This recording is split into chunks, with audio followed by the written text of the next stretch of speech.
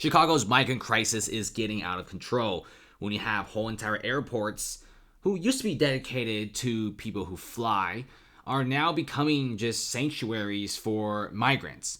Chicago O'Hare Airport housing migrants is illegal, guys. As per posted signs since 2020, you're only allowed in airports if you're flying or have business in the airports, or if you're like an employee. You need like a boarding pass. So if you look at what's going on, this is what Chicago O'Hare looks like.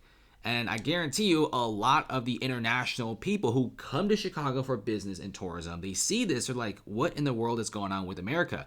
And by the way, Chicago is in no position to be housing 20, 30, 40, 50,000 migrants. They do not have, the money, the housing, or the personnel. It's like they've just become a sanctuary city for publicity stunts. This is what a lot of people are saying. A lot of residents are fed up. Some residents who are very pro-migrant, they say, yeah, let them in.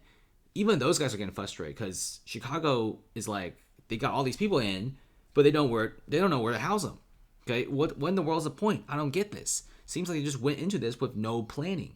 And then if you also look into some of these videos, the employees of these airports are so mad right now, right? Chicago O'Hare has been used as a homeless shelter for months already. Normal tax-paying citizens are not allowed in these areas of the airports.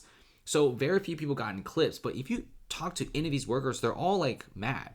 They don't know what's going on. They don't know why the city is doing this. And this is extra work as well. It's an airport, guys. This is for destination travel only. You go to the airport, you spend money, you get on a plane, and you get out. But it's not become a homeless shelter. I mean, this is crazy.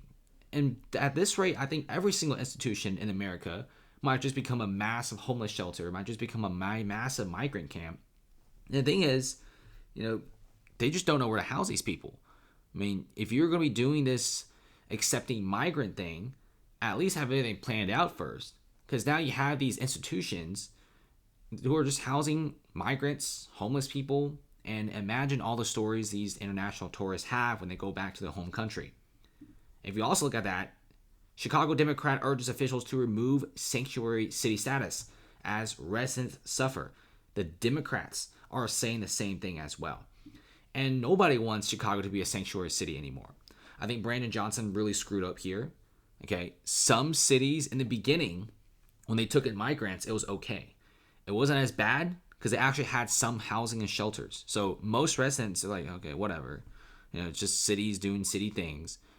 And then, for example, New York, when every single one of their shelter is like so filled out, you have 10, 20,000 people sleep on the streets at that point.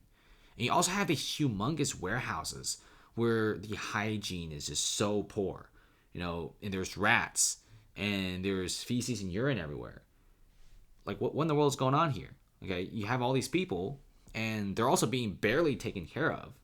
And when you don't have food, don't have shelter, what do? You start looting. In fact, many Chicago suburbs are frustrated because a lot of them are getting their stuff stolen. And then if you look at some of this, Senate Commerce Republicans are probing Chicago's migrant shelters at airports, says warn of illegal immigrants magnets. And lawmakers are noting, hey man, Chicago is a sanctuary city, you can't do this. But if you look at some of the Democrats and some of the guys who voted for them, they're like, guys, we can't take this anymore. The businesses are suffering. The residents don't want to live here anymore. And this is what's happening to many U.S. cities. Guys, I don't want to dog on Chicago all day long, but Denver is saying the same thing. Denver is also a sanctuary state. They have a bunch of migrants coming in. And the financial stress, according to some CEOs, will be breaking the Denver hospital system. This is a lot of people. When you have this many people, okay, especially with many of the videos showing fights, brawls, and some of the places have even diseases, you're going to be getting a lot of hospitals being filled up. Guys, we're not ready for a migrant situation at a scale like this. Many cities are not prepared to suddenly have an inflow of 20, 30 to 50,000 people all in a span of a few months. Okay, we can't even provide enough housing for our own domestic guys, our own citizens, let alone make housing as quickly as possible to house all these people. So this is what's happening to a lot of American cities here.